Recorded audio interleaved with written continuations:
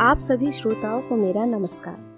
आज मैं आपको सुनाने जा रही गुरु शिष्य की एक नैतिकता से भरी कहानी आरुणि की गुरु भक्ति।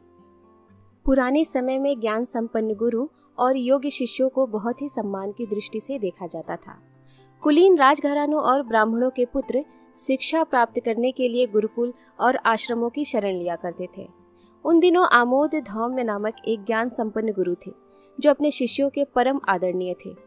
गुरु धौम्य ज्ञान और पुरुषार्थ दोनों की ही शिक्षा प्रदान करते थे, इसलिए उनके पास निर्धन और संपन्न दोनों ही वर्गों के शिष्य आया करते थे। वह बिना भेदभाव के समान रूप से उन्हें शिक्षा प्रदान करते थे। आश्रम का खर्च शिष्यों द्वारा की गई कृषि से ही चलता था। शिष्यों को आत्मनिर्भरता का पाठ पढ़ाने के लिए ही गुरु धौम्य ने उन्हें कृषि करने की आज्ञा दी थी। वैदिक ज्ञान, कृषि और अनुशासन आदि क्षेत्रों में गुरु धौम्य के शिष्यों का कोई मुकाबला नहीं था। फिर भी उनकी आंखें किसी योग्य शिष्य को तलाशती रहती थी। एक बार इंद्र के प्रकोप के कारण भीषण वर्षा हुई। जल और थल का भेद मिटने लगा था। लगता था प्रलय आकर ही रहेगा। गुरु धौम्य अपने सभी शिष्यों के साथ चिंतित खड़े वर्षा रुकने की प्रतीक्षा कर रहे थे और वर्षा रुकने का नाम ही नहीं ले रही थी। उन्होंने अपने शिष्यों से कहा, लगता है इस भीषण वर्षा के कारण हमारी फसल नष्ट हो जाएगी और इस वर्ष आश्रम का खर्च नहीं चल पाएगा। गुरु द्वारा चिंता व्यक्त किए जाने पर भी किसी शिष्य ने कोई प्रतिक्रिया व्यक्त नहीं की। इस भीषण वर्षा से भला कोई कर भी क्या सकता था। पीछे खड़े एक शिष्य ने प्रश्न किया, गुरुदेव, क्या इस समस्या का कोई समाधान भी है? यह आरुणि था। हाँ आरुणि, समाधान है, गुरु धौम्य ने आत्मविश्वास के साथ कहा। यदि समय रहते खेत की मेड़ की मरम्मत कर दी जाए तो फसल को नष्ट होने से बचाया जा सकता है, किंतु इस प्रलयकारी वर्षा और ठंडी घनघोर रात्रि में कौन साहस करेगा खेत जाने की?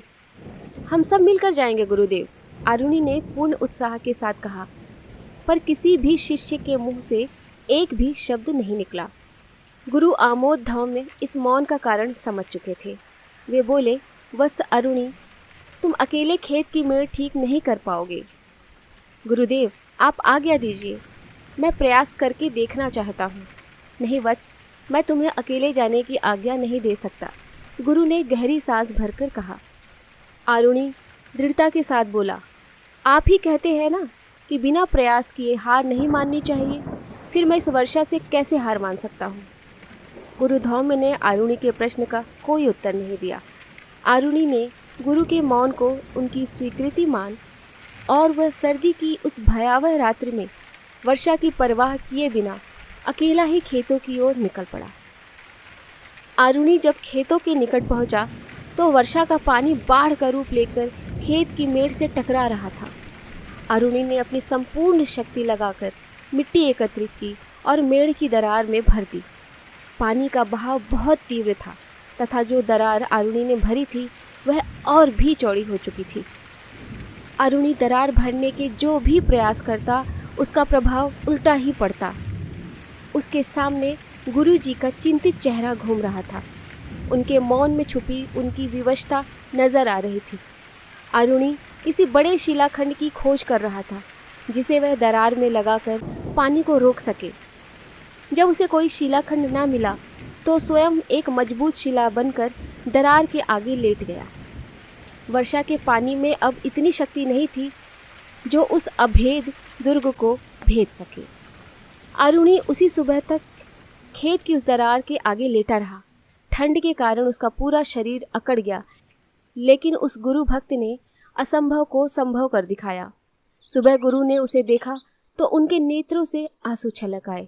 उन्होंने आरुणि के सिर पर प्रेम से हाथ फेरा तो आरुणि की चेतना लौट आई। उसकी आंखों में विजेताओं जैसी चमक थी। आकाश में इंद्रधनुष के दोनों सिरे धरा को छू रहे थे, जैसे स्वयं इंद्र अपनी पराजय स्वीकार कर रहे हो। गुरु आमोद धौम्य को वर्षों से जिस योग्य शिष्य की तलाश थी वह उन्हें मिल चुका था। उन्होंने अपना संपूर्ण ज्ञान उस सच्चे उत्तराधिकारी को सौंप दिया और चिंता मुक्त हो गए।